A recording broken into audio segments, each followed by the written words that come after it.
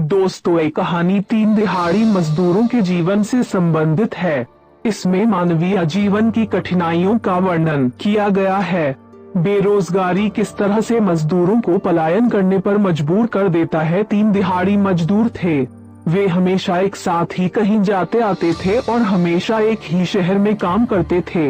लेकिन एक बार उन्हें कोई नौकरी नहीं मिली और धीरे धीरे उनके पास खाने के लिए भी कुछ नहीं बचा। उन्होंने एक दूसरे से पूछा कि अब उन्हें क्या करना चाहिए। एक मजदूर ने प्रस्ताव रखा कि अब उन्हें इस जगह पर नहीं रहना चाहिए, बल्कि अन्य जगह पर जाना चाहिए। वे एक शहर में पहुँचे। वहाँ काम ढूंढने के लिए वे अलग अलग हो जाते और शाम को एक सराय पर वापस आ जाते।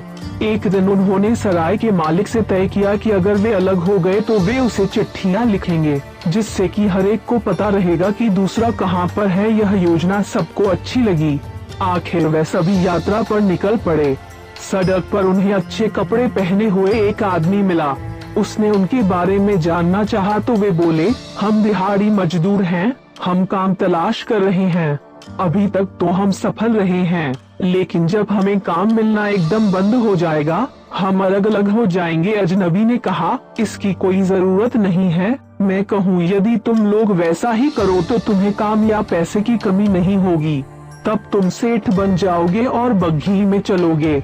एक ने कहा, यदि इससे हमारी खुशी और अंतरात्मा को कोई हानि नहीं होती है तो हम तुम्हारे कहे अनुसार ही करेंगे। वह आदमी बोला, नहीं, मैं तुम्हारा कुछ नहीं लेना चाहता, कम से कम तुम्हारी सुख शांति तो बिल्कुल नहीं। दूसरे ने इस बीच अजनबी के पैर देखे। उसके पैरों में से एक घोड़े का खुर था। यह देखकर पहले पहल तो वह उस अजनबी की बात सुनने से डर गया, लेकिन वह बुरा व्यक्ति बोला कि उसे उनकी आत्माओं से कोई लेना देना नहीं है, बल्कि किसी और की आत्मा उसे चाहिए। यह आश्वासन मिलने पर तीनों ने उसे हामी भर दी। बुरे व्यक्ति ने उनसे कहा कि वह यह चाहता है कि हर सवाल के जवाब में पहला व्यक्ति हम तीनों, दूसरा व्यक्ति पैसों के लिए और तीसरा व्यक्ति यह सही है चिल्लाए। यही जवाब उन्हें हर समय देना होगा और कोई दूसरा शब्द मुंह से नहीं निकालना होगा। जब तक वे उसकी बात मानेंगे, उनकी जेबें पैसों से भरी रहेंगी। शुरुआत में बुरे व्यक्ति ने उन्हें बहुत सारे रुपए दिए और एक खास शहर में जाकर एक खास सराय में रुकने के लिए कहा। वे वहां पहुंचे तो सराय के मालिक ने उनके पास आकर पूछा कि उन्हें कुछ खाने के लिए चाहिए या नहीं। पहले आदमी ने कहा, हम तीनों, दूसरा व्यक्ति पैसों के लिए और तीसरा व्यक्ति यह सही है। सराय मालिक ने दोहराया, हाँ, यह सही है। जल्दी ही उनके सामने ढेर सारा खाना आ गया। जैसे ही उन्होंने खाना खत्म किया, सराय मालिक खाने के पैसे लेने आ गया और बिल उनके सामने रख दिया। पहले आदमी ने कहा, हम तीनों, दूसरा व्यक्ति पैसों के लिए और तीसरा व्यक्ति आप लोग एकदम सही कह रहे हैं, आप तीनों को भुगतान करना पड़ेगा। पैसों के बिना मैं आपकी सेवा नहीं कर सकता। सराय मालिक के ऐसा कहने पर उन्होंने मांगे गए पैसों से भी ज्यादा पैसे निकाल कर दे दिए। यह देखकर वहां बैठे मेहमान एक दूसरे से बोले, ये लोग एकदम पागल हैं। सराय मालिक बोला, हाँ, इनकी दिमागी हालत एकदम ठीक नहीं लगती।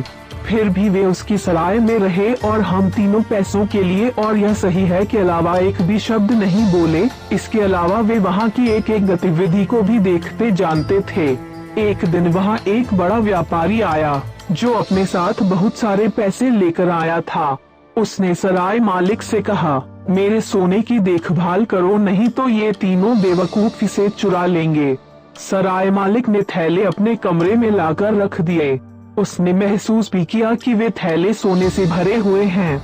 उसने तीनों दिहाड़ी मजदूरों को नीचे के कमरों में रख दिया और व्यापारी को सबसे अच्छे कमरे में रखा। आधी रात में जब सराय मालिक को लग आकार की सभी सो गए हैं तो वह अपनी पत्नी को साथ लेकर धनी व्यापारी के कमरे में गया और उसे कुल्हाड़ी के वार से मार डाला। उसकी हत्या करके वे फिर सोने चले गए। जब सूरज उगा तो हंगामा शुरू हो गया, क्योंकि व्यापारी मरा हुआ पाया गया था।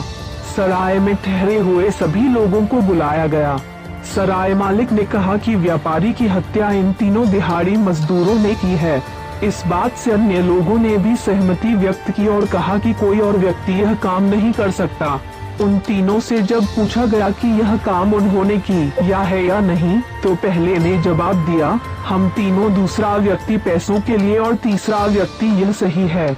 सराय मालिक बोला, इनकी बात सुनो, वे अपने आप ही स्वीकार कर रहे हैं।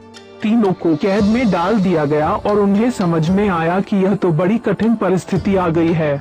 शाम तक बुरा व्यक्ति वहां आया और उनसे बोला, एक दिन और हौसला रखो और बेचैन मत हो, तुम्हारा बाल भी बांका नहीं होगा। अगली सुबह उन्हें न्यायाधीश के सामने ले जाया गया। उसने उनसे पूछा, क्या तुमने खून किया है? पहला बोला, हम तीनों। न्यायाधीश ने पूछा, क्यों? दूसरा बोला, पैसों के लिए। न्यायाधीश चिल्लाया, दुष्ट व्यक्तियों, तुम्हें अपने किए का अफसोस नहीं है? तो तीसरे ने कहा, यह सही है। न्यायाधीश ने उन्हें मृत्यु दंड दिया, क्योंकि उन्होंने अपना अपराध स्वीकार कर लिया था और उस पर दृढ़ता से टिके थे। तीनों साथियों को ले जाया गया और सराय मालिक को उनके साथ आरोपी के रूप में जाना पड़ा। जैसे ही उन्हें जल्लाद ने पकड़ा और उस तख्ते पर खड़ा किया, जहां एक व्यक्ति तेज तलवार लेकर खड़ा था, अचानक 4 लाल लोमड़ियों से जुटी गाड़ी वहां तेजी से उड़ती हुई आई और उसकी खिड़की से एक सफेद रूमाल दिखाई दिया। जल्लाद ने कहा, यह तो माफी का संकेत है। गाड़ी में से आवाज भी आ रही थी, क्षमा क्षमा। गाड़ी से बुरा व्यक्ति उतरा। उसने एक राजा की तरह कपड़े पहने थे। उसने तीनों कैदियों से कहा, तुम निर्दोष हो, तुम अब बता सकते हो कि तुमने क्या देखा और क्या सुना। इस पर पहले मजदूर ने कहा, हमने व्यापारी को नहीं मारा, खूनी वहाँ खड़ा है। उन्होंने सराय मालिक की ओर इशारा किया। इसका सबूत इसके कमरे में है, जहाँ इसके द्वारा मारे गए और दूसरे लोगों की लाशें भी पड़ी होंगी। न्यायाधीश ने अपने सिपाहियों को भेजा। वहाँ वैसा ही था। सराय मालिक को पकड़कर उसका सर धड़ से उड़ा दिया गया। बुरी आत्मा ने फिर तीनों से कहा, तुम मुक्त हो, तुम्हें जिंदगी भर के लिए पैसे भी मिलेंगे, क्योंकि मुझे जो चाहिए था वह मुझे मिल गया है। कभी कभी दृढ़ता से किसी बात पर अडिग रहना सही होता है। अगर वे मजदूर बीच में ही कुछ और बोल पड़ते तो शायद अंजाम कुछ और होता।